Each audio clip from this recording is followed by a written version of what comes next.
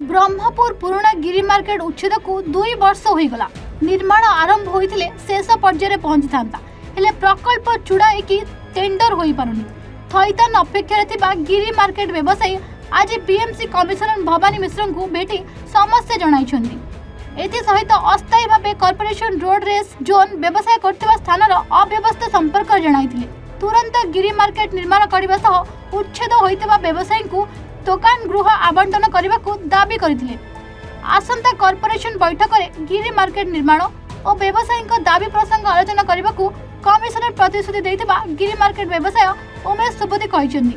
2021 रे गिरी मार्केट असुरक्षित घोषणा हैला। मे 2022 रे गिरी मार्केट नवेम्बर रे उच्छेद हैला।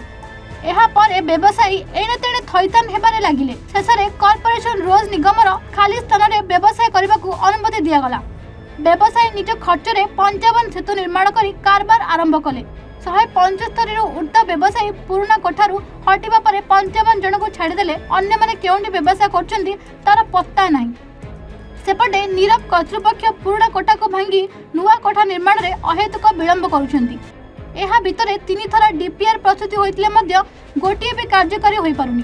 फल रे आउ केते दिन निगम कर्तृपक्ष समय गडाइबे बोली व्यवसायी माने प्रश्न करिसन्ती। तुरंत नूतन कोठा निर्माण करी व्यवसायी को थैतान करू बोली एम प्रसाद राव, सुरेश यादव, लक्ष्मी नारायण महापात्र, अभय साहू समेत बहु व्यवसायी दाबीपत्र प्रदान करथिले। मु गिरी मार्केट जो बिल्डिंग थिला सेठरे मोर गुटे रूम थिला। मु सेठी व्यवसाय करूथली। एमिति गुटे अचानक गुटे आसिले जोडा कि अनसेफ बिली ताको तरफ गुटे आसिला मेसेज। तो जदि अनसेफ थिला तो से गिरी मार्केट भांगिबा पई 1.5 मास कोन पई लागिला।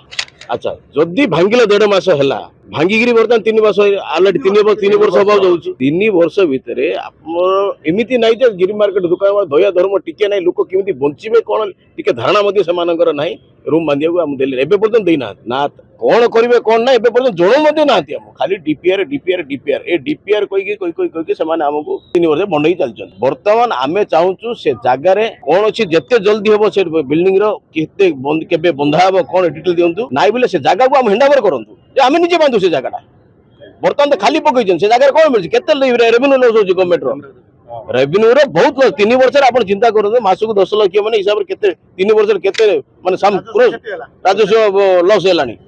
तो ए जगह एमती करंतु ना। ए घर अन्याय काम ए जगह लोक केमती बंचुचंती गोटे दुकान पिछा मिनिमम 4-5 जन बंचुथले। हेले आज काउ मिसले कोन बुझला ना। वर्तमान कमिशनर सारू मिसलु कमिशनर कहले कि आमे मु तो किछि जानि नै गोला कमिशनर पीरियड रे कोन देथिले मु से भी जानि साला तमे जे जानु न कहबे न माने जदि गमुआर कहली मु तमे जान गोटे गवर्नमेंट रो सर्वेंट आपण जानु नली कहबे ए की नियम भाई। एटा तले दिन मध्ये आस्तला ए बिल्डिंग इश्यू नै गिरी तले दिन मध्ये हमर पूर्वतन जो मेयर थिले तांकर भाई मध्ये सेटा बंद कर देथिले भांगिया भाई बोली सेतले मध्ये आगे करथिले 근데 बंद कर। हमर डिमांड है ना हम रूम हम दियो जो हमें किमिति बचिबो हमें गरीब लोक कोन चलिबो।